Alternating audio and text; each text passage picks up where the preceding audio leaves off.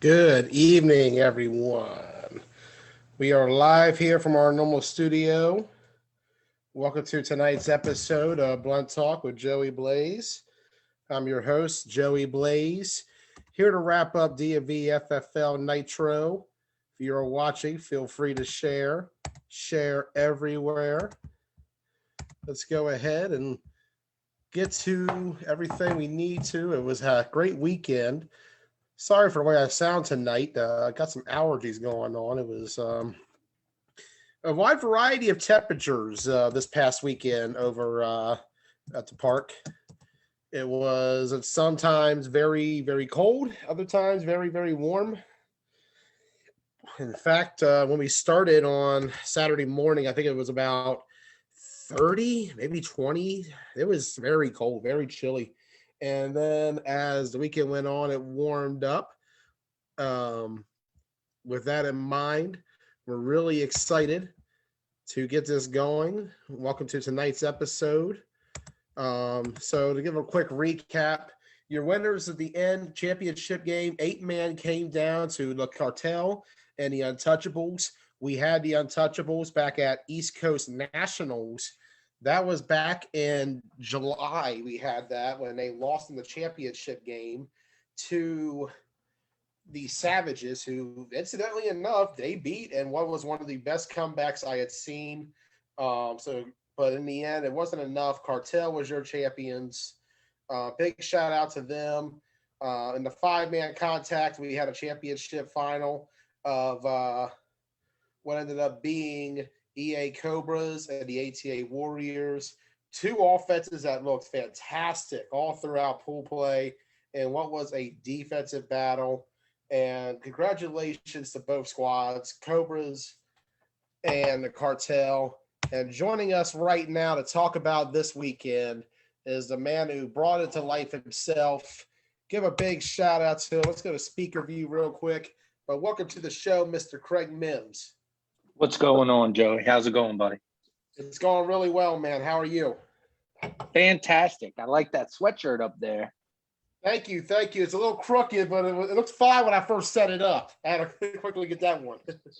Hey, no worries, man. So, I think I heard when you first by the way, big thank you for that. Yeah, no worries. Thanks for being out there. You guys did a great job. It was an exciting weekend. I think you said something about having a good time this past weekend. The Nitro tournament.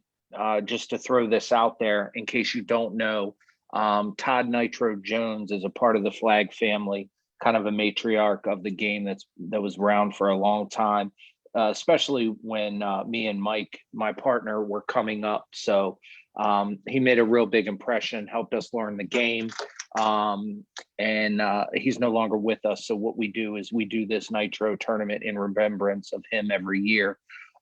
This may be our I don't know. We may have been doing it for about maybe a decade by now. I'm not exactly sure. I don't want to mark that, but anyway, we had a good time, man. What was your favorite part of the tournament, Joey? Man, it was just being there for all the action. That was my favorite part, from sunrise all the way to close to sunset. It was great to be just back out there in a tournament. It had been a while for me, Craig. I hadn't been in a tournament like that since January, so it had been a hot minute for me. And I'll tell you, in preparation for what's to come in the 2021 flag football season, I am ecstatic based on what I saw this weekend at DMVFFL Nitro. Yeah, it was great. I know the fields were a little bit of a hike for some people. We were in Westminster, Maryland. When we got the permits, they were the only fields we could get. The good news is that PG County is opening up, so we will be doing some stuff back at our home turf in Bowie, Maryland, for the remainder of the year. But I guess this is ultimately a Nitro recap. So, shout out to Le Cartel from North Carolina. They came up here. They're actually pretty much regulars. They're almost a home team. Although a majority of them are from North Carolina, they come up and play in almost every tournament that this area has, whether it's our event or someone else's. They just love the competition. we provide a little bit of a different competitive level than some of the other areas do. So a lot of teams like to come here and play. So we love to be able to provide that product for them. Shout out to the Untouchables also for being able to get in that championship game. I know it was a hard fought 8-man game. Just to go down the list, I mean, 8-man was 18 total teams. You got Cartel won the championship. Untouchables were the runner-ups. Spartans took third. DMV Elite took fourth. Smoking Ducks and Savages tied for fifth. Seventh was tied for Maryland Select Patriots and Baltimore Rebels. Ninth was tied with Lights Out and New Era Firehawks. 11th was tied for Disciples and Bangin' Bengals. 13 was a four-way tie, Goon Family, Horsemen, DMV Jags, ATA Warriors. And then 17 was tied for 717 Elite and Prime Time. So, again, that was an 18-team tournament, super competitive. Great action you got on your live feeds. That was really good. I can't think of another tournament in the recent history that literally probably 5% of the tournament games were live fed. And that's thankful to you, Joey, and your crew, TBT. So we really appreciate that.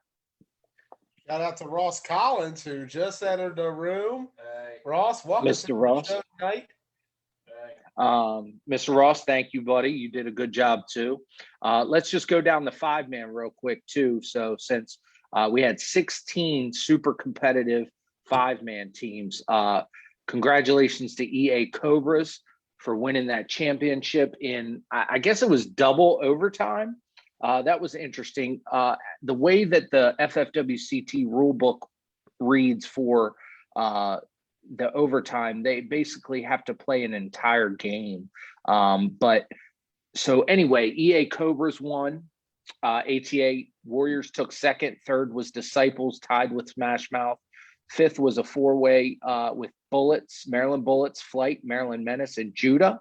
And then all the rest were ninth, Southern Maryland Venom, Warpath, OTF, Unknown Talent, Misfits, Maryland Hornets, Goon Family, Strictly Business. So yeah, man, I'd like to ask both of you guys, while you were doing the live feeds, which game was your favorite game to do the live feed and why? What made it so much fun to do? For me, if we're talking about 8-man, which is where I started at in the weekend, I got to think over it. I'm trying to go through every game in my head as fast as I can real quick because it was a lot this weekend. We had a lot of excellent games from start to finish. I really enjoyed the Disciples Ducks match to start day 2. That was a really competitive game between those two squads. It was really back and forth. And I really liked that game. And as for Nice. 5-man, I'd have to go with the championship. That game was crazy, man. I've never seen a 5-man game where neither team could score like the way it was. Like that was a defensive dogfight straight out of the day. That was fun. Yeah, that was a really excellent game. What about you, Ross? I know you're in the room. What was your favorite games to do for 8-man, and then what was your favorite 5-man game? Favorite 8-man game is definitely the championship. That was a good game. It was a good game too. I thought Untouchables was going to win that first game. I really did think they had a chance, but Cartel. Yeah, from sitting at the tent, it was kind of unusual because one side or the other wasn't really live. So it was hard to tell without asking the officials what team was winning. Everybody was focused. Everybody was, honed in on the prize. So there wasn't a lot of extra action going on, yelling and screaming and stuff. So that made it super competitive. A lot of good action there. What about 5-man, Ross? Yeah, I was trying to think. What would have been my favorite 5-man game? Probably one of the Disciples. Then I don't know who they're playing now at this point. So many Yeah, I think you did Disciples I was versus. I'm trying to think. That was surprised. That was the most competitive one. I think it was our quarterfinals. No, you started with Bullets first, I think. Yeah, Bullets was first. You did Bullets, and then you went over. They beat them 13-0. Yeah, that Bullets. And I think you did Disciples. I can't remember who they played anymore. Yeah, Yeah, second game I think, and I think that was the first round game. Yeah, they knocked. Yeah, their first. you guys lost your memory because I kept you guys hydrated while you were behind the camera. I just can't remember offhand. I just can't remember offhand who the opponent was. At that point, it's still be a game, especially 5 minutes. The way you have it set up, I try to just we just keep going. We try to get bonus coverage every time. Yeah, no, you guys did a great job.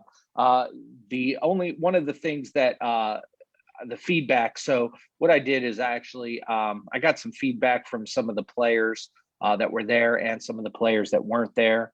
Some of the people that were watching the live feeds. I also got some feedback from the park, so I'll share some of that with you. The live feeds seem to be great. You guys do a great job. You guys understand flag football. The commentary was good. You were explaining what was happening. So that was positive. With you guys not doing a lot of 8-man and 5-man in the area, it's hard for you guys to call people by their names. So I think that'll just come with time. The more you do it, the better you'll get with that. But and with us, like I think for 8-man, this was my third 8-man tournament I did.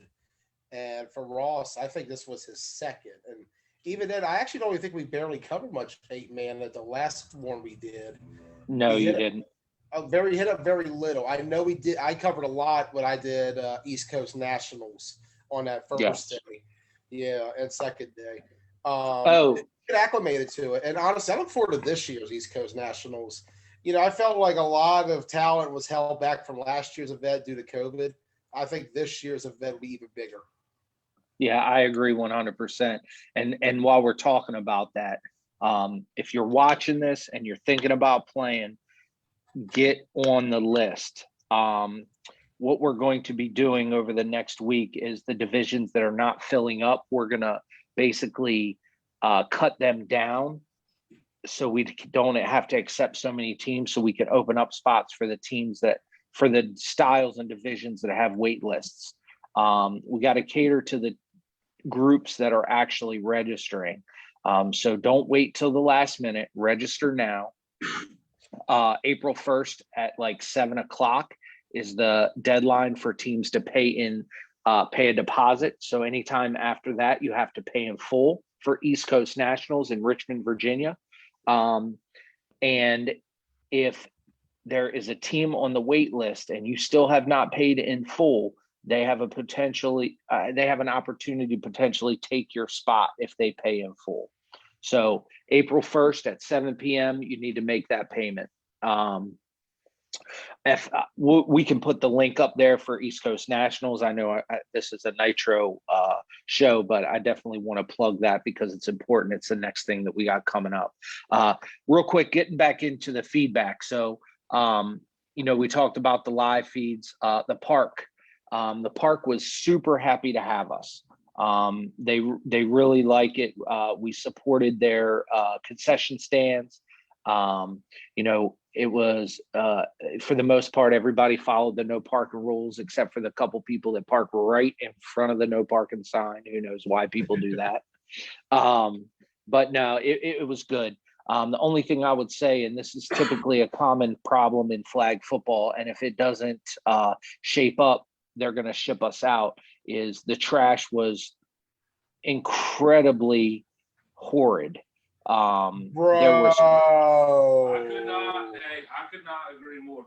Bro, when we pulled up there Sunday, I was like, facts. Holy shit. Facts. It was bad on Sunday morning. How did people leave like that? Like that was just disgraceful, man. Like there was just too much. The whole field, even like the side of the road was trash. It's like, why, man?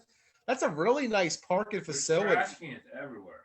You can run a lot of events at that park. You can do a lot of things there. Put your trash in the trash can. Exactly, 100%. Yeah, and that gets you know, to the point where if we don't take care of things, they won't invite us back. You know, I mean, that's the reality of it. You know, we can have a good time. The weather was phenomenal. We had beautiful weather. It was weird when I got there first thing in the morning, everything was froze. But then by noon, I took off the sweatshirt and it was nice. You know, it was crazy. But yeah, just clean up your trash, everybody.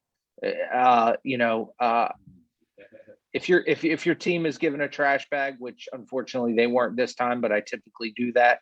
You know, just help clean up, put all the trash in the trash bag. You know, I walked around at the end of both nights and did as much as I could. But it was definitely noticed by the park, and it was, you know, for lack of a better term, we definitely got our slap on the hand, and said if it happened like that again, then we would not be able to use that park again. So just throw your trash away. That's the moral of the story. Throw your trash away.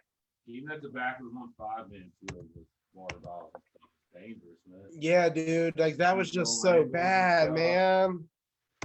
You just fellas, like you can't. Like you just can't, man. Yeah. That should be done at the end of each game. Each team should have to clean up their sideline. Yes, definitely. Try to do here in Washington County, and for the most part, it sticks. I have my team clean up their sideline every game.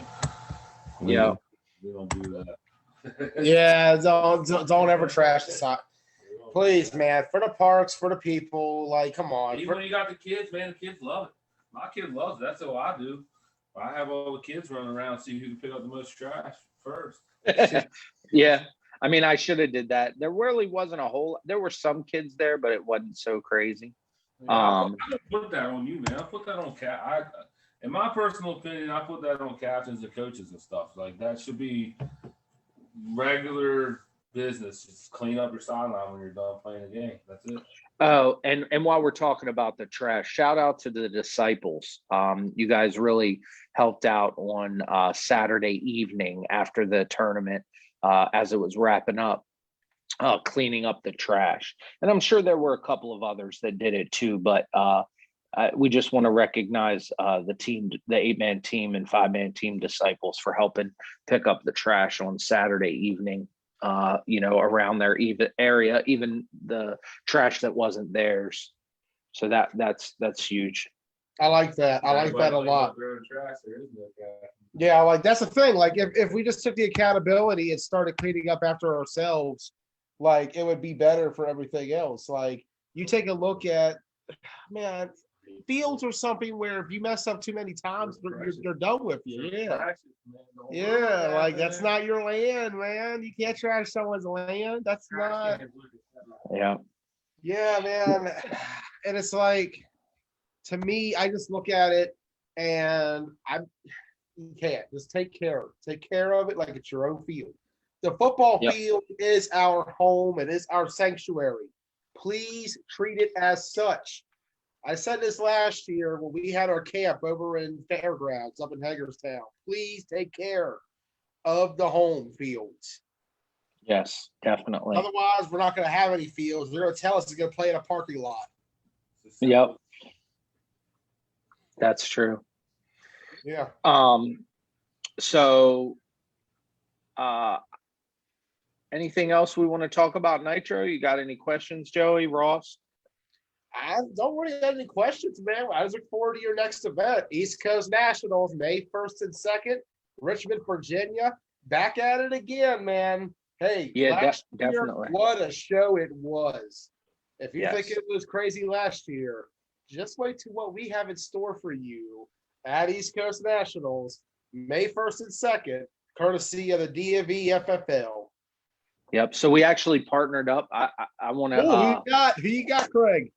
So the DMVFFL is not the sole group that is running East Coast Nationals. We have Camel City Flag Football out of North Carolina. is also part. Jacob Black. They're really good people. Yes. I got to meet both of them last year at East Coast Nationals. Yep. Really awesome people. Preston's really nice. She does a great job with that organization. Jacob, too. Both of them work really hard down there in North Carolina. They got their own 5-man, 8-man leagues. Their 5-man runs from 8 o'clock to 5 o'clock, dude. They have 20-plus teams down there playing 5-man in North Carolina. Yeah, it's exciting. And some of our DMV teams, actually 2 of them are traveling down there to play in their league play because we didn't really have any 5-man league because of COVID. So who's our teams going down? Smash Mouth and Judah. Big shout out to Smash Mouth and Judah making that trip down there to Camel City.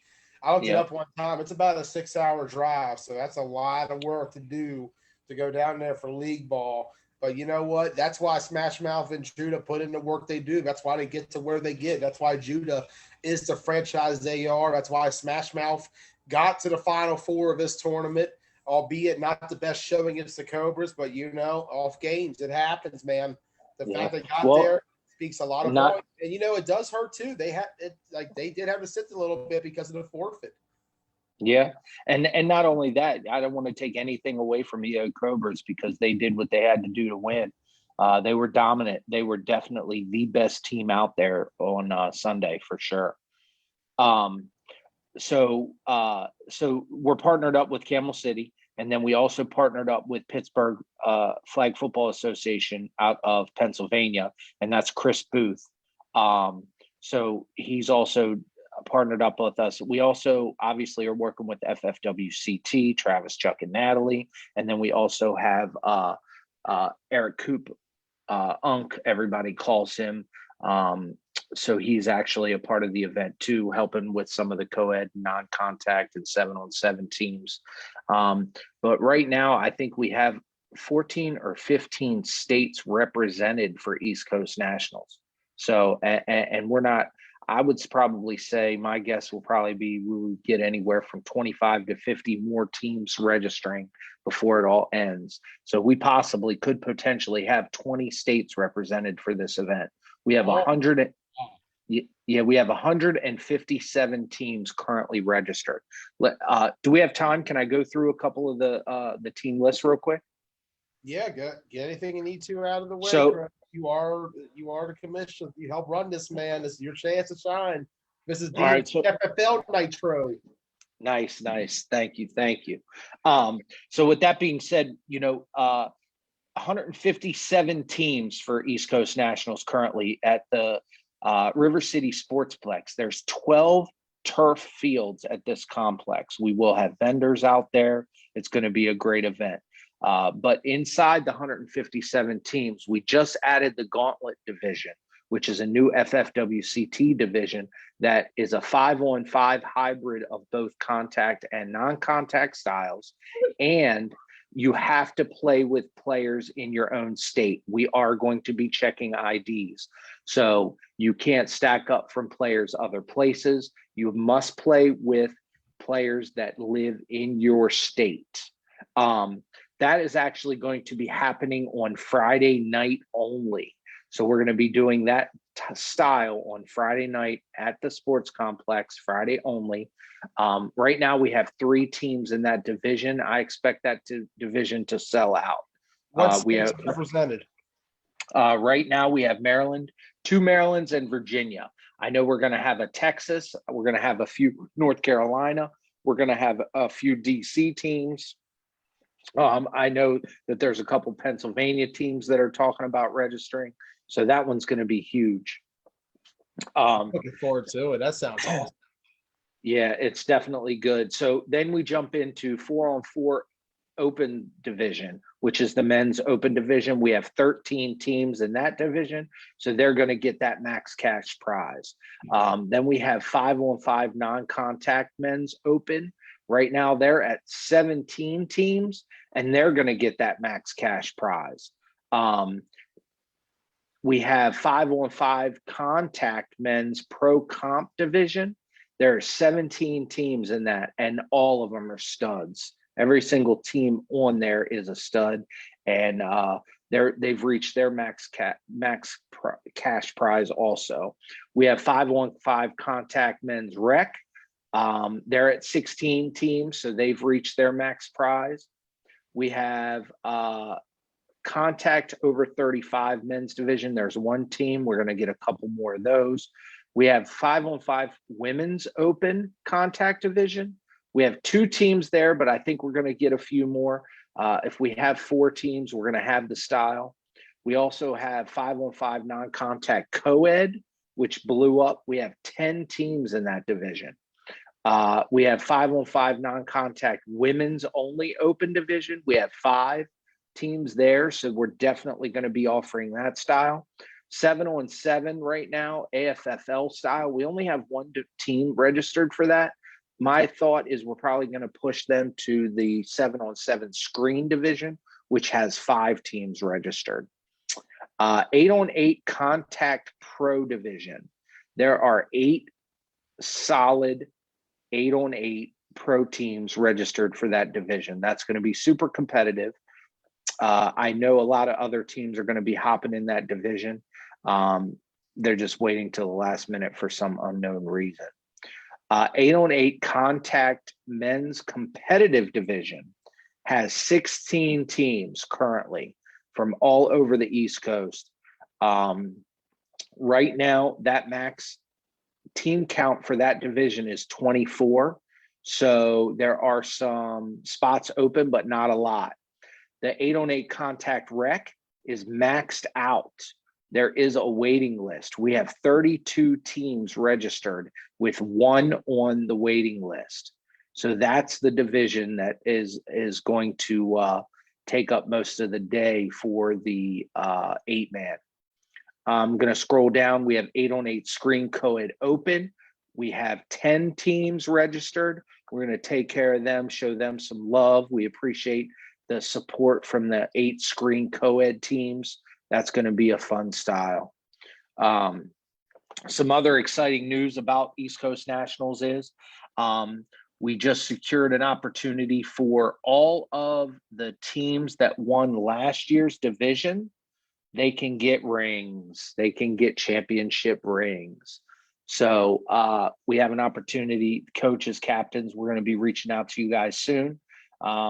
See if you guys want to purchase those rings, which I know you do. They look sweet. They're really cool. We also are super excited about this year just because it's such a large event.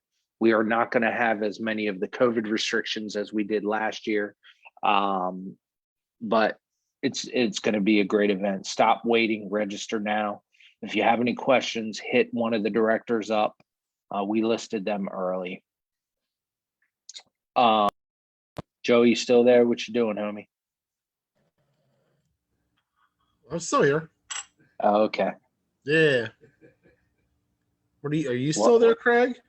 I am. Why are you guys excited I'm just excited for East Coast Nationals, dude. April 30th now, May 1st, May 2nd. It's a 3-night, 2-day tournament in Richmond, Virginia. 12 fields, multiple styles. We got 5s, we got 7s, we got 8s, we got 4s. It's good stuff. Did you get anybody else that wanted to come on tonight that were available, or nobody? Don Willis from the Cartel is coming on actually right after you. Okay. Well, if you don't have any questions, comments, concerns for me, I'll hop on. I'm gonna hop off and give him an opportunity to speak. We can do that. All right, we can do that. Perfect. I'm just glad to hear from you, Craig. I'll tell you, man, It was good being there this weekend at the tournament. I had a great time, man. It's always a great time with the DMVFFL and TBT in the house. Yes, sir. Yes, sir. Much more to come. You know, if you're watching this, support TBT. They're a great organization. They know what they're doing. They have a quality product, and they always do what they say and say what they do. That is most important right there. Big facts. Absolute big facts. Thank you, Craig, for coming on tonight. We'll get a chance to talk to you in about a month from now when we get towards East Coast Nationals coverage of that. We'll begin that week. right after the weekend is done. We got a busy couple weeks ahead, Rosser. It's going to be a long road to East Coast Nationals. 2021's a ride. Thank you, DMVFFL Nitro, for kicking us off. Craig, you have a good night, sir. You too, guys. Thank you, guys. Thank you, Craig. See you guys. Joining us now from your 8-man championship team, Cartel. This man's been waiting all night to get in. We apologize for the long wait. Don was telling me half an hour ago he's ready to go. Craig had a lot to say, though. Welcome in tonight, Mr. Don Willis. What's going on, Joey? How you doing? I'm doing good, sir. How are you? I'm pretty good. Cartel shit. Y'all were just killing it this weekend, dude. I had the privilege coming up into this. We put in a lot of work coming up into this. A lot of practice, a lot of preparation. Just we've been on it. It definitely showed for sure. You guys came out, you balled out, you went out there, no fear whatsoever. You looked at the competition right in the eye and said, bring it on. It started out with prime time in the morning. That set the tone for the rest of the day. We slowed that game. That was we was rough that morning, starting out with prime time. We picked it up the second game. That second game against the New Era Firehawks, that didn't even get to the 2-minute mark of the second half. That game was called 22 minutes into the game. 34-0. 2 pick sixes by the Firehawks in the final minute. Put them in a hole. Cartel with the dagger on the next drive. That's just how you straight up beat a team up. Yeah, man. We were ready for them. After the first game, we locked in. We threw a couple picks early in that first game, just early morning, lagging. It's cold. Like Craig said, the ground was frozen the first game we played. It started warming up that New Era game. And then by the time we got to our 11 o'clock game, that was a huge game for us as well. Patriots, Maryland Select Patriots. They were a good team too. Yeah, the Select Patriots. That was a very competitive game in the first half early on. But those boys are tough, man. They're going to be all right. They're going to be all right in a couple months. Get them a couple months. They're going to be somebody that's going to make some noise. They definitely had a lot of fight in them, man. Like that first half, that was a close game until that punt where he didn't even punt it. He just ran to the right and got his flag pulled for a loss of 11. The next play, deep bomb, touchdown, just like that. Cartel took over, never looked back, and they advanced to Sunday with that victory. Impressive victory. But you're right. The Maryland Select Patriots, they definitely have potential. Ross, you had a chance to see the Select Patriots in action on Sunday. What were your thoughts on them? Yeah, definitely potential. They had good defense. Yeah. They're ferocious. Yeah, definitely showed a lot of fight and tenacity out there on the field. Sunday, we kicked off winners bracket round. You had a 10 a.m., not so early as it was on Saturday. Yeah, DMV Elite. That's been a little rival going back to with me and Matrix going back to the Thundercats. That was a game we played them a few times back then. So coming in, we already kind of knew who they were, knew what they were about. They switched their quarterback up. That threw us off a little bit, but it was the same team. And we had a dogfight with them, and it's always a dogfight with them. They're another team that all the DMV teams, they're going to play tough defense. They're going to play strong up front, and that's where we're excelling at right now is up front. So we had a dogfight with them. I don't feel like they should have scored on us, but fourth down, they got one on us. It is what it is. But we came back. We finished that game up strong, and we got into that Spartans game. Woo. That was probably one of our toughest games. That was one of the toughest games I've played in. That's blocked before. Team, man. They blocked before all game. Mm-hmm. Blocked before. They were tough up front too. That was one of those games where it was like we halftime adjusted a lot, and once we found our adjustment, we locked in, and we didn't give them any points in the second half of that game or the DMV Elite game. Yeah, you got that defense. They scored the first drive both of those games, and that was it. Yeah, I said it all weekend. That defense, I think you guys had a pick in almost every single game, if not every game. We did. We had one every game. Yeah, like I just remember that defense was just picking one off. Yeah, that's Marcel, that's Quaid, that's Marty, Mike. Our secondary is young, so they're locking in and they're understanding the game a lot more. So now it's starting to show. The more we play, the more it's starting to show for them. And we're young. We're a young team. And I heard somebody on that Baltimore page. I'm gonna address that.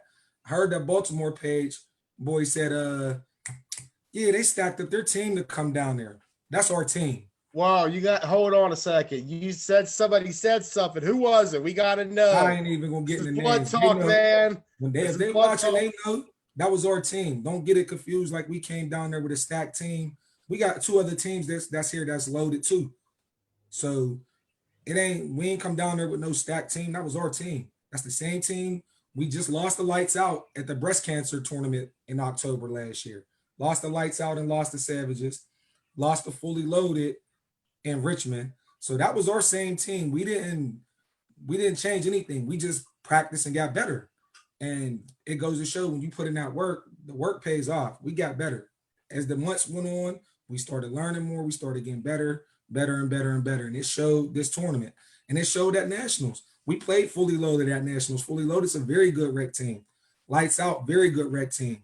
Like, we had to move up. We won, we had to move up.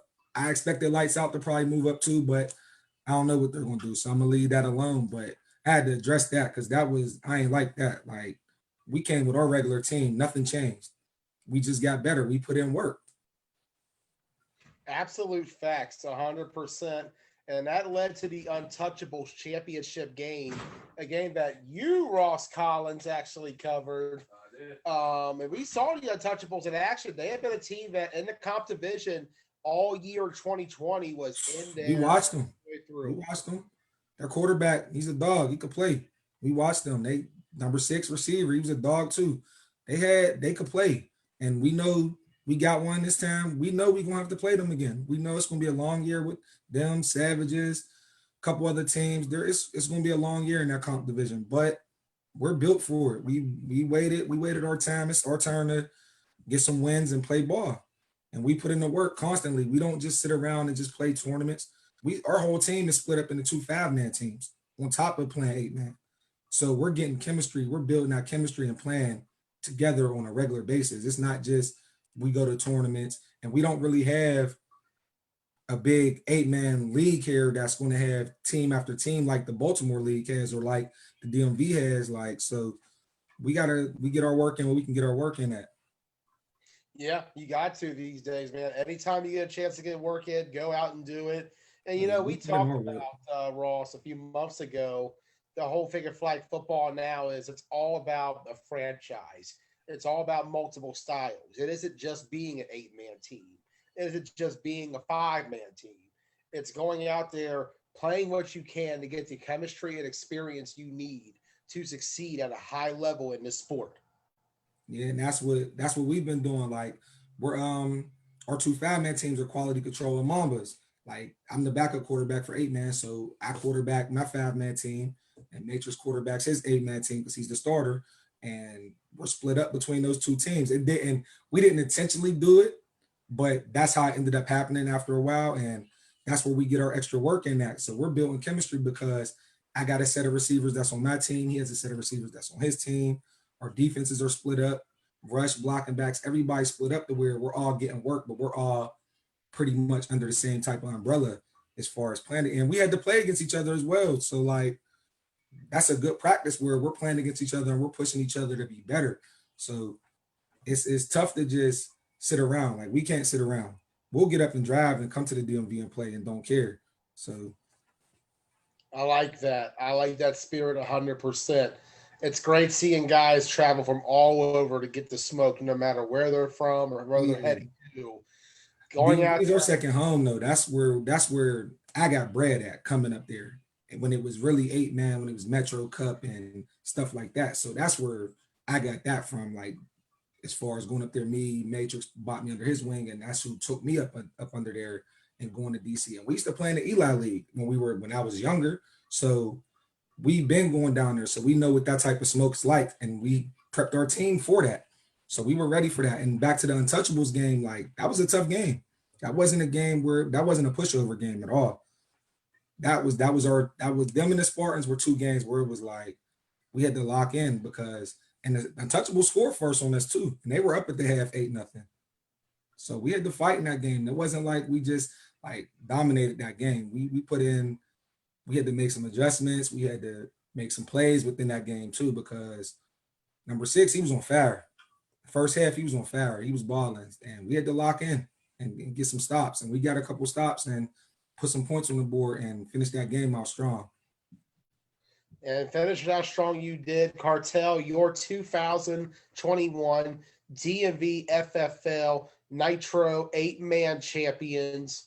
The question I have now is, what's next for the Cartel? What are we looking at for the next couple weeks?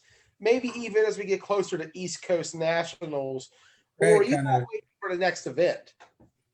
Craig kind of touched on it, but I guess he didn't want to get a name out. So we're playing pro at the East Coast Nationals. You're playing pro? Yeah, we're going to get some smoke. It is what it is. So we're playing pro. I admire it, man. You go. I mean, we talk about it. You guys went and you won Wreck-It Worlds back at Panama City Beach. That you came out and won this comp tournament over this past weekend up in Westminster. The big step to pro, though, I recommend it. That's what it's going to work for. I can tell you guys are more than ready for this. For us, it's a measuring stick to see where we're at. Like, we can't know where we're at if we don't play against some of these A teams. Like, Untouchables get to play against A teams all year. Savages, they get to play against A teams all year. We only have one A team in North Carolina, and that's the Athletes. And then we really only have 2 comp teams, which is us and Bad Intentions. So we don't get that record where we're playing against constant A teams, constant B teams all year. That's why we have to go to tournaments and come to the DMV and go other places to get that rec. So you get a chance to play somewhere, you 2 hours away from Richmond, why not play up one time and see where you stand? And then you know what you have to work on, you know where you need to get better at by doing it. So that's where we're at as far as East Coast Nationals. And then we're back in Charlotte, July. And we'll be back in our comp division in July in Charlotte. And I think we might have a bid to that. I'm not sure, but we'll be there for the Flag Football World Tour. That's not a national, but it's a big tournament. Okay. I think I know what you're talking about. I think they did that last year, actually. We'll be there for that too. That's one of the 3 tournaments, I think, is that. It's East Coast Nationals, Vegas, and the Charlotte tournament. Those are their 3 big tournaments for the year from FFWCT. Really looking forward to seeing how it all plays out this year on the 2021 FFWCT circuit. I'm excited, man, especially after watching you guys this weekend. A lot of potential going into East Coast Nationals. You know for sure we will have the Cartel on East Coast Nationals May 1st and 2nd, live from Richmond, Virginia. Yes, sir. Yes, sir. That's going to be a good one. I mean, we got our work cut off for us. There's definitely some teams in there, and there's some teams that haven't signed up yet that we know we're going to have to deal with. But what better time to deal with it than start the summer off with East Coast Nationals and play some of those pro teams that have been putting in work for years. That's really, like you said, built their franchises up. That's how we're going to get our name up. We go out and knock a few of them teams off or have a run down there, then our name's on the map too, and our franchise is built up. And we're young. Like I said, we're young. We're young, but we stuck together. We've been together a year and a half, maybe. So we've been putting in the work with a constant core for a year and a half. And that work has definitely shown out this year. You go back to what happened at Worlds. You look at what happened this past weekend. What is to come for the Cartel this upcoming 2021 8-man flag football season? We shall find out. Anything else you want to add tonight, Dom? No, Cartel shit. Mamba's quality control. 100%, man. All right. You need to come down to Kansas City for the playoffs while you playing around. Man, it's been tough. Traveling's been hard for me. Gas prices ain't helping either right now. Yeah, I'm just messing, man. We appreciate. I would love to come down to Camel City. That's no joke. I would love to go down there. I look at that schedule Jacob and Krista post every week, and I sit there and I'm like, man, that sounds like a fun Gauntlet every week. Gauntlet every week. How many teams? 20.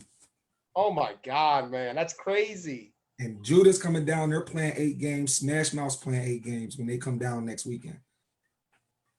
That's gonna be great. Where do you all play at? What's the city that it's at? Greensboro. Well, in between Greensboro, Winston-Salem. Okay.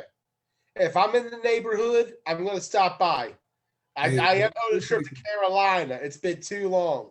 Yeah, man. Come down to Charlotte for sure in the summer. Definitely looking out for that for sure. Yeah, man. We appreciate you though, man. It was good to see those lives and hear the commentary on it too. Like Craig was saying, that was a good thing for us. But yeah, it was good to come out there and cover you all. Look forward to seeing you at East Coast Nationals May 1st and 2nd once again. Team Blunt Talk will be there. The Cartel will be there. It's going to be lit. It's going to be legit. Looking forward to it. Anyways, anyhow, anything else you got for us tonight, Dom? No, sir. No, sir. All right. Our shirt. Represent 15 years. Hey, man, championship shirts. You got to wear them when you get them. Exactly, man. Congratulations. All right, man, get at me. All right. I'll see you East Coast Nationals. Yes, sir. All right. Good night, Dom. All right, you too. All right. And Dom joining us. Anyways, let us get ready to wrap this one up. It's been nice joining us tonight. DMVFFL Nitro. What a time it was, everybody. We'll see you May 1st, May 2nd, East Coast Nationals, our next event for 5 and 8s. We look forward to it. And stay tuned in a few moments. We got a good one for you. YAFFL 8-man. Good night, everyone.